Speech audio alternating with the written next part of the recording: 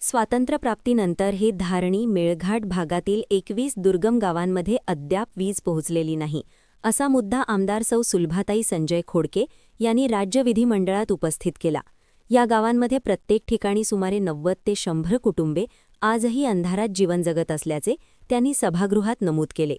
अर्थसंकल्पीय अधिवेशनातील प्रश्नोत्तराच्या तासात त्यांनी हा प्रश्न उपस्थित करत सांगितले की धारणी, मेळघाट आणि चिखलदरा परिसरातील अनेक गावे अतिदुर्गम असून तेथे अद्याप मूलभूत सुविधा पोहोचलेल्या नाहीत. जिल्हा नियोजन समितीच्या बैठका आणि विधानसभेत हा मुद्दा वारंवार मांडूनही वीज पुरवठ्याचे काम प्रत्यक्षात सुरू झालेले दिसत नाही. त्यामुळे या 21 गावांमध्ये वीज पुरवठा नेमका कधी पोहोचणार असा सवाल त्यांनी सरकारला केला. या भागात वीज जोडणीसाठी पॉवर स्टेशन उभारण्यास वन विभागाची परवानगी व जागेचा प्रश्न असल्याचे कारण समोर येत असल्याचेही त्यांनी सांगितले.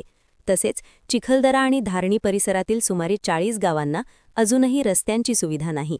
त्यामुळे या भागात पायाभूत सुविधा कधी उपलब्ध होणार असा प्रश्नही त्यांनी उपस्थित केला.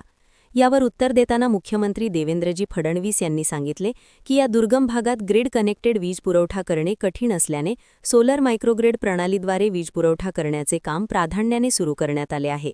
सौभाग्य योजनेअंतर्गत पूर्वी काही ठिकाणी ऑफ ग्रिड सोलर व्यवस्था करण्यात आली होती, मात्र ती दीर्घकाळ टिकाऊ नसल्याचे लक्षात आले.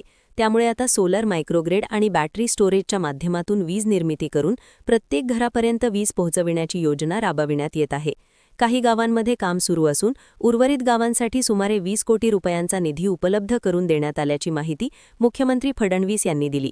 तसेच धारणी मेळघाट परिसरातील रस्त्यांच्या कामांनाही प्राधान्य देण्यात येत असल्याचे त्यांनी स्पष्ट केले.